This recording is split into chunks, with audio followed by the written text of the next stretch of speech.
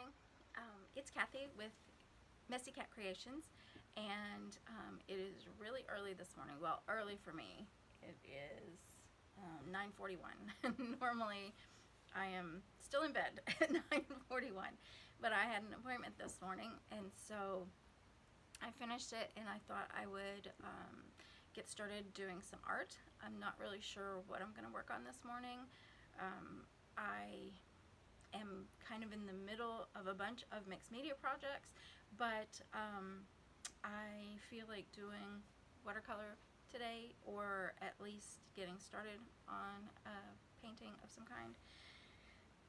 But I don't know what that's going to be or what I end up working on. I might end up working on some mixed media stuff. I'm not sure. I've got a bunch of videos recorded that I'm in the process of editing. Hopefully I will have one up today. I think I'm going to do the one of me. I painted a portrait of Felix from Stray Kids, and I put it up on TikTok as one of those speed progression things. And so that one, I have a YouTube video version of that. I just don't have it completely edited. So that's probably what I'm going to work on later this afternoon. But as far as actually making art, I think I want to do a painting. So I will take you guys along with me, whatever I do. But I also have a video that I'm putting together of Andrea and myself on our vacation last week, because we took a vacation every year. We try to take a few days off around our anniversary. We have two anniversaries because one was when we first got together, and then one was when we got to sorry, a message just came in. Hopefully that didn't mess up the video. Our first anniversary is when we got together, and then our second anniversary was when we got married. We would have been married a long time ago, but of course it wasn't legal. So we didn't want to wait. Our anniversary fell on a Saturday that year, and we didn't want to wait any longer to get married when it became legal. So we wanted to get married around our anniversary, but because our anniversary was on a Saturday, we were just going to go to the courthouse and get married by a judge. So we decided, well, we'll just have a new anniversary. So the day before our official anniversary is our wedding anniversary. So we now celebrate two anniversaries back to back. So we took a week off vacation to celebrate that, but it had to be a staycation because of the new kittens. They just turned 3 weeks old yesterday, and so they were way too young for us to go anywhere and leave them alone, because our house is not kitten proof at all. So we just stayed and relaxed. Andrea created a D&D campaign for me, and she's running it, and I'm doing a single player. It's very unique and interesting, and I'm very impressed with what she's done. So she's never DM'd before, so this was all new, and it's really fun and really good. And she hand drew all of the little monsters and everything in all of the landscapes and stuff. She hand drew and set up little encounter boards and stuff, so it's really amazing, and we've had a lot of fun with it. But I also did quite a bit of art this week whenever we went and did anything. Oh, my whole point was that I was working on a video. We went magnet fishing one day. Andrea loves magnet fishing, and so I am going to start doing videos whenever she magnet fishes, in case she finds anything interesting. And I did a video of that last week, so I haven't edited yet, but hopefully you'll get to see it when I get it done, whenever that is. So enough rambling. I'm going to start making art. I'm going to take you guys along with me, and thanks for being here. I'll see you later. Very early in this video, when I was starting the editing process, I realized that I need to change my setup of how I'm recording when I'm making art. You guys know that this is still a work in progress, and I am still technologically very challenged with all of this. But I realized today that I need to get my camera to the left side of me as opposed to the right side of me when I'm drawing and painting, so that you can see more of what I'm doing. I apologize for this not being very easy to see what I'm doing, since my hand is covering a large portion of the piece I'm working on while I'm drawing, especially. Not so much when it gets to the painting process, but when I'm drawing, it's very difficult for you guys to see what I'm doing. So from now on, I will try to change my setup to where I'm always have the camera to my left, and hopefully that will enable you guys to get a clearer idea of what I'm doing and how it looks as I'm drawing, especially, but also with the paintings.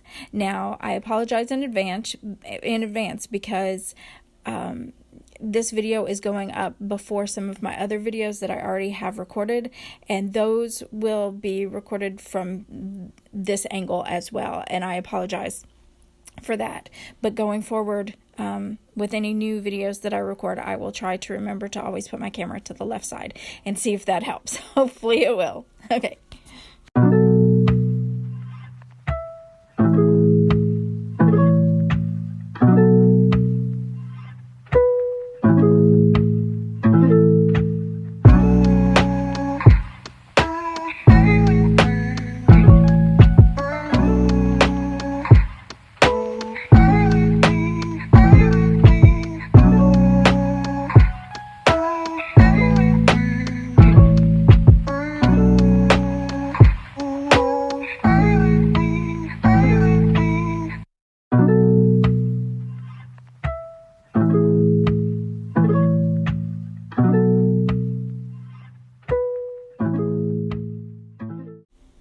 So I'm sure you can tell I'm struggling a lot with this piece.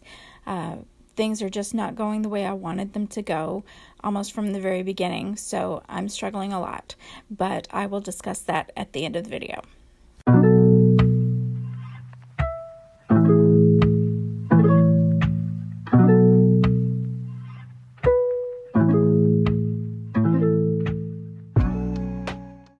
So I start off this painting using a number 12 Elite Princeton brush. It's one of the largest, most absorbent, and it can hold more water. So I like to use this a lot when I'm starting out a painting. So that's the brush that I'm starting out using here. I'm also using as you can see, to the left of my board, my Gonzai Tombe watercolor set. So that's what I'm using for this piece today.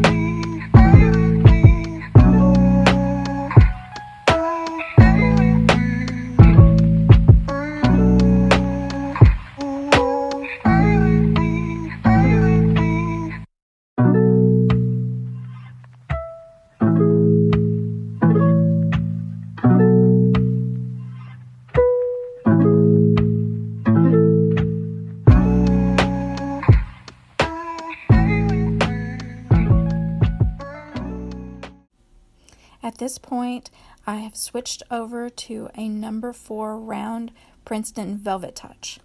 These two brushes are some of my favorites. So as you'll see in many of my videos, I use those in addition to some others, but those are some of my favorite brushes.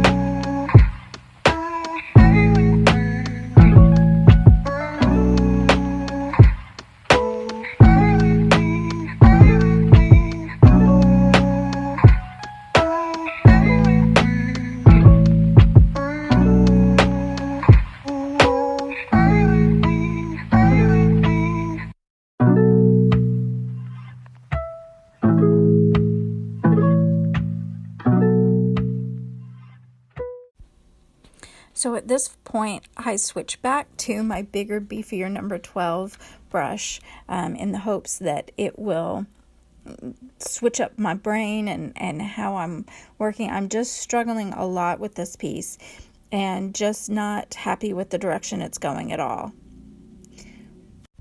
And the change in brush did not help much.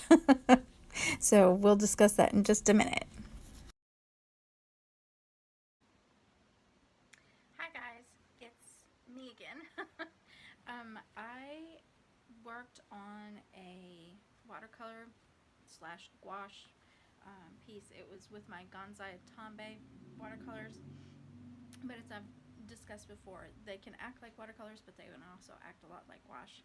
I worked on that piece, as you saw in the video, and I wanted to come back in and talk to you guys a little bit about what happens when you fail or when you feel like your piece is a failure.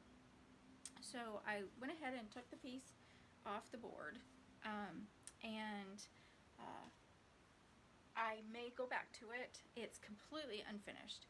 So, but I was in a very bad headspace this morning.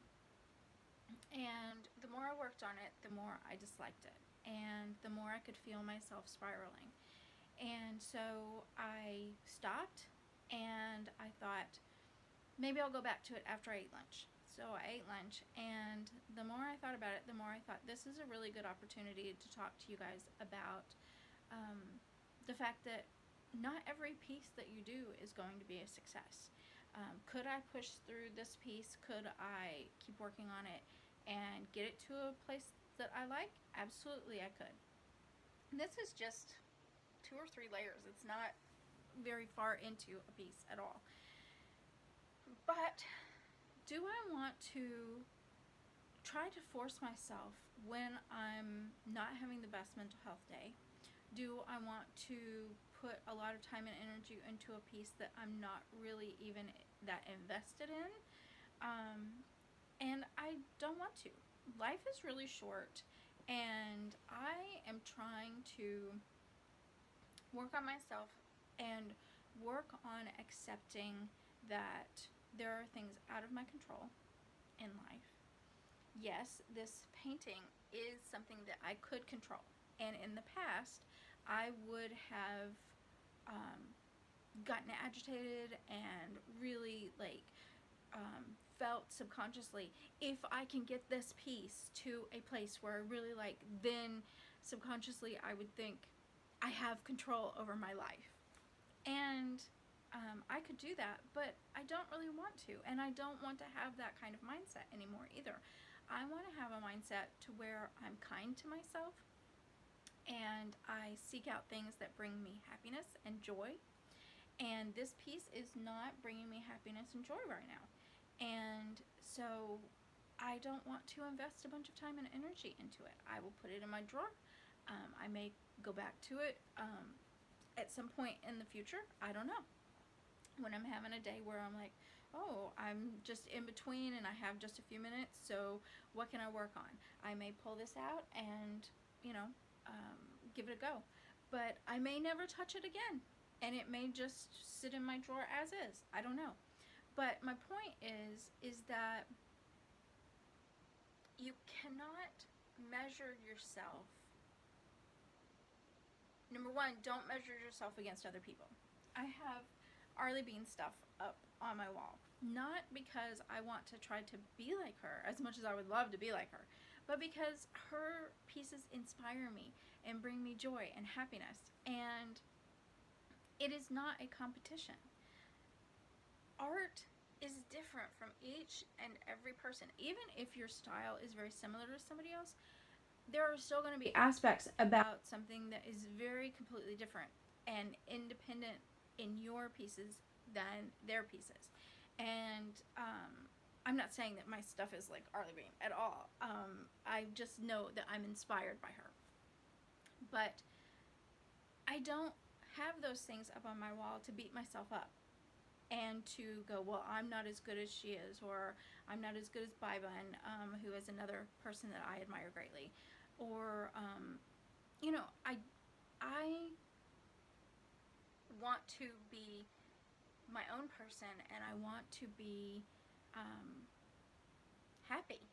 That's the whole point in this. That's the whole point in my wife and I trying to become professional artists and make a living with our artwork, is because we are tired of being unhappy all the time and doing jobs that make us unhappy. So the last thing I want to do is force myself to work on something that's making me unhappy. So I am putting that to the side, and I am going to edit video for the rest of the afternoon before I have to go to work. If I get done, I may start another piece, I may not. I may do something else with my time. But the last thing I want to do is use art in a way that beats myself up, or that makes me feel bad about myself, or that's making it feel like a job where I'm unhappy all of the time. So I just wanted to talk to you guys, because a lot of people, they don't remember the successes. They only remember the last piece that made them feel like crap. And I don't want you guys to do that. I don't want to do that about myself. I have to remember that I am the same person that did the last piece that I felt like a success, and not the last piece that made me feel like a failure. This one does not make me feel like a failure.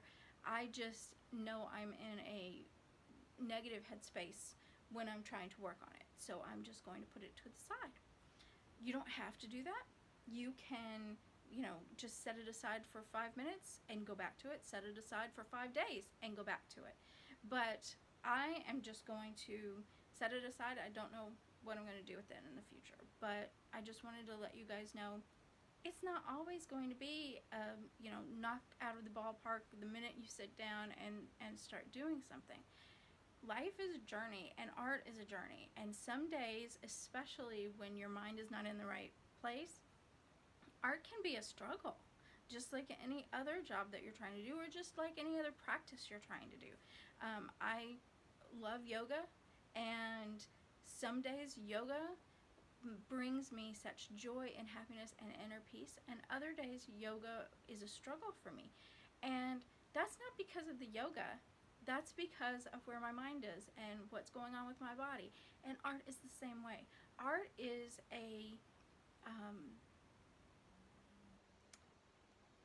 your mind and your physical body have to work together to create art. And if one or both of those pieces are out of sync with each other, or not doing well on any given day, be kind to yourself. Don't beat yourself up, and don't force yourself to do anything. Now, of course, if you're on a deadline or something like that, sometimes you don't have the luxury to be able to take a step back. But even if you're on a deadline, if you are ramming your head against a wall with a piece of artwork, take a walk around the block, or change the music you're listening to, or get up and just do deep breathing exercises for 5 minutes. Because if you keep forcing yourself, that is not going to accomplish what you want it to accomplish. So take a break, take some deep breaths, do something that brings you peace, and then come back to it. So I just wanted to share that with you guys, and give you a little piece of advice that I'm trying to do. I am trying to fill my life and fill my days with things that bring me joy. Now, do I always get to do that? No. Sometimes I have to do things I don't want to do and that I don't enjoy doing. But I am trying to make each day as high a percentage of things that bring me joy and happiness as I possibly can, versus just focusing on what has to get done. What do I have to do today? I'm trying to find happiness in every day, and I hope that you do too. And I hope that this example of how to not force yourself, or how to not keep going when you feel like something's not successful, and just give yourself a break and don't beat yourself up. So if you like this video, then please like and subscribe. and leave a comment if you have anything to say about what I've been explaining, or about the piece in general, or anything you want to share. And don't forget to hit the notification button. And thanks for your time. And thanks for being here with me today. And I hope you have a wonderful rest of your day. Bye.